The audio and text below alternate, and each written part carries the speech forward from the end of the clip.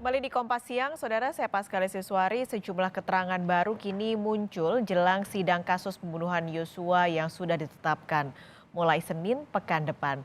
Tersangka Ferdi Sambo memberikan pengakuan baru yang jauh berbeda dengan kesaksian Barada Eliezer.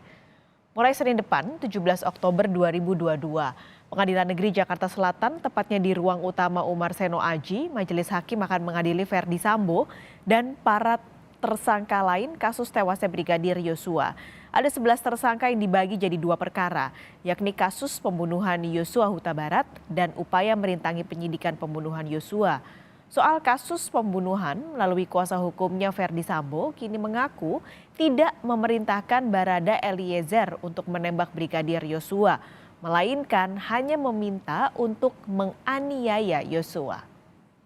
Perkembangan terkini jelang persidangan kasus pembunuhan Brigadir Yosua, kita langsung tanyakan jurnalis Kompas TV, Triksi Valencia. Triksi, ini 4 hari lagi jelang sidang perdana kasus pembunuhan Brigadir Yosua, terus muncul pengakuan baru dari pihak Ferdi Sambo, yakni soal tidak adanya perintah menembak. Nah, apakah pihak Ferdi Sambo sudah memberikan keterangan resmi ke pihak berwenang?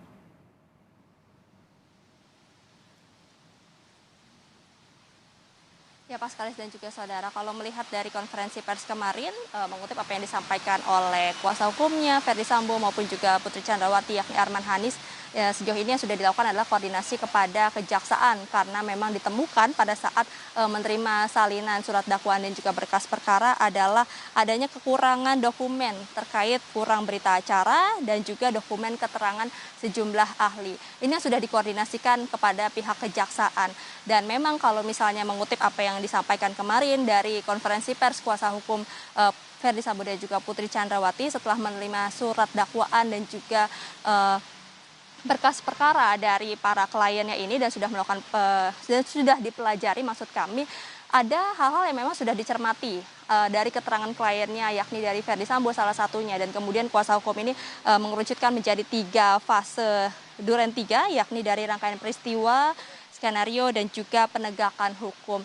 Yang sangat dicermati dan digarisbawahi dari keterangan kliennya yakni Ferdi Sambo adalah terkait di fase rangkaian peristiwa, Paskalis dan juga saudara, di mana memang disebutkan oleh kuasa hukumnya setelah melihat dari berkas perkara yang disampaikan oleh Ferdi Sambo atau versi dari Ferdi Sambo ini adalah memang ada perintah yang dikeluarkan dari dirinya. Namun perintahnya ini bukan untuk melakukan penembakan terhadap Brigadir Yosua. Nah, inilah yang kemudian dicermati oleh kuasa hukumnya Ferdi Sambo saat ini, Paskalis dan juga saudara. Namun kalau kita melihat dari keterangan yang disampaikan oleh Barada Richard Eliezer yang juga sudah menjadi justice collaborator, keterangannya masih tetap sama, yakni tindakan yang dilakukan atau melakukan penembakan terhadap Brigadir Yosua ini adalah atas perintah dari atasannya. Nah, tentu perbedaan pendapat, maksud kami perbedaan keterangan ini nantinya semua akan dilihat atau akan bisa dibuktikan pada saat persidangan nanti, Paskalis dan juga saudara.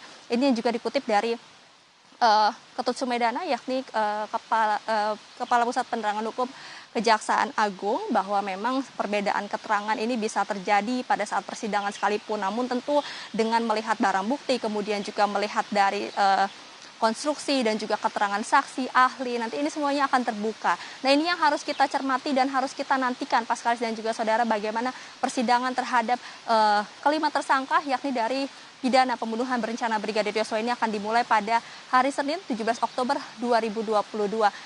Persidangan terhadap Ferdi Sambo, Putri Chandrawati, Ricky Rizal dan juga Kuat Maruf. Sementara untuk Barada Richard Eliezer ini akan dilakukan secara terpisah yakni pada hari Selasa 18 Oktober 2022. Tentu yang sudah menjadi kewenangan dari Majelis Hakim melakukan pemisahan terhadap terdakwa ini, maksud kami dalam persidangan adalah setelah melihat adanya dinamika, kemudian juga ada faktor keamanan yang juga dipertimbangkan oleh Majelis Hakim, serta melihat juga Barada Richard Eliezer ini sudah menjadi justice collaborator, jadi sehingga diharapkan tidak ada gangguan atau intervensi yang dapat mengintervensi keterangan yang nanti akan disampaikan, yang dikatakan memang siap untuk membuka fakta-fakta pada saat persidangan berlangsung. Ini yang nanti harus dicermati, Paskalis dan juga saudara, di mana pada minggu depan rencananya adalah agenda pertama pembacaan surat dakwaan. Sementara untuk terkait persidangan kasus obstruction of justice atau perintangan penyidikan ini akan dilakukan pada hari Rabu 19 Oktober 2022, namun akan dibagi menjadi dua fase begitu, Pascalis dan juga saudara, dari pagi hari dan juga siang hari. Nah, ini yang harus kita nantikan dan harus kita cermati bersama pada saat persidangan berlangsung, karena semuanya tentu akan dilihat dan terbuka seterang benderang pada saat persidangan berlangsung. Pascalis. Terima kasih, Triksi Valencia melaporkan langsung dari Kejaksaan Jakarta. Terima kasih.